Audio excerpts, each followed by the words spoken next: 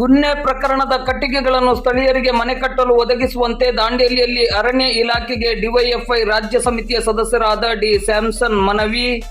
ಜಗತ್ಪ್ರಸಿದ್ಧ ಸಾಗುವಾಣಿ ಸೀಸಂ ಸೇರಿದಂತೆ ಇನ್ನಿತರೆ ಕಟ್ಟಿಗೆಗಳಿಗೆ ಹೆಸರುವಾಸಿಯಾದ ದಾಂಡೇಲಿ ನಗರದಲ್ಲಿ ಮರಮುಟ್ಟು ಸಂಗ್ರಹಾಲಯದಿಂದ ವಿವಿಧ ನಾಟಗಳ ಈ ಹರಾಜು ಪ್ರಕ್ರಿಯೆ ನವೆಂಬರ್ 27ರಿಂದ 3 ದಿನಗಳವರೆಗೆ ನಡೆಯಲಿದ್ದು, ಈ ಹರಾಜು ಪ್ರಕ್ರಿಯೆಯಲ್ಲಿ ಗುನ್ನೆ ಪ್ರಕರಣಗಳ ಕಟ್ಟಿಗೆ ದಾಸ್ತಾನುಗಳನ್ನು ಸೇರಿಸಬಾರದು ಎಂದು ಡಿವೈಎಫ್ಐ ರಾಜ್ಯ ಸಮಿತಿಯ ಸದಸ್ಯರಾದ ಡಿ ಸ್ಯಾಮ್ಸನ್ ಅವರು ಮನವಿಯನ್ನು ಮಾಡಿದ್ದಾರೆ.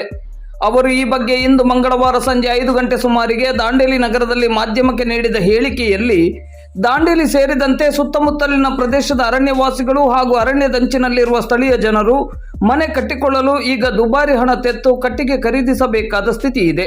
ಸ್ಥಳೀಯರಿಗೂ ಮನೆ ನಿರ್ಮಿಸಿಕೊಳ್ಳಲು ರಿಯಾಯಿತಿ ದರದಲ್ಲಿ ಕಟ್ಟಿಗೆಗಳು ದೊರೆಯಬೇಕಾದ ಅಗತ್ಯ ಬಹಳ ಇದೆ ಎಂದು ಅಭಿಪ್ರಾಯವನ್ನು ವ್ಯಕ್ತಪಡಿಸಿದ್ದಾರೆ.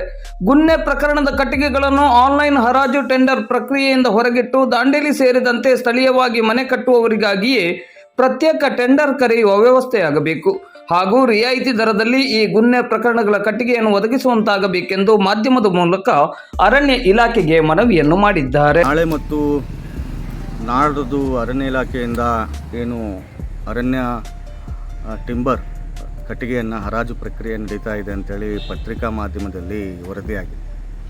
ನಿಮಗೆಲ್ಲ ಗೊತ್ತಿದ್ದಂಗೆ ದಾಂಡೇಲಿ ನಗರದ ಮತ್ತು ಸುತ್ತಮುತ್ತಲಿನ ಏನು ಸಾಗು, ಬೀಟೆ ಮುಂತಾದಂಥ ಮರಗಳೇನು ತುಂಬ ಖ್ಯಾತಿ ಪಡೆದಂಥ ಮರಗಳು.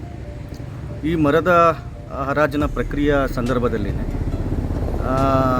ಏನು ಕಳ್ಳತನದ ಗುನ್ನೆ ಮಾಲುಗಳು ಏನು ದಾಸ್ತಾನುಗಳಿವೆ, ಆ ದಾಸ್ತಾನುಗಳು ಕೂಡ ಈ ಹರಾಜು ಪ್ರಕ್ರಿಯೆಯಲ್ಲಿ ಸೇರಿಸಿ ಆ ಹರಾಜು ಪ್ರಕ್ರಿಯೆ ಮಾಡುವಂಥ ಒಂದು ಪ್ರಕ್ರಿಯೆ ಈ ಹಿಂದಿನಿಂದ ನಡೆದು ಬಂದಿದೆ ಅಂತೇಳಿ ತಿಳಿದು ಬಂದಿದೆ.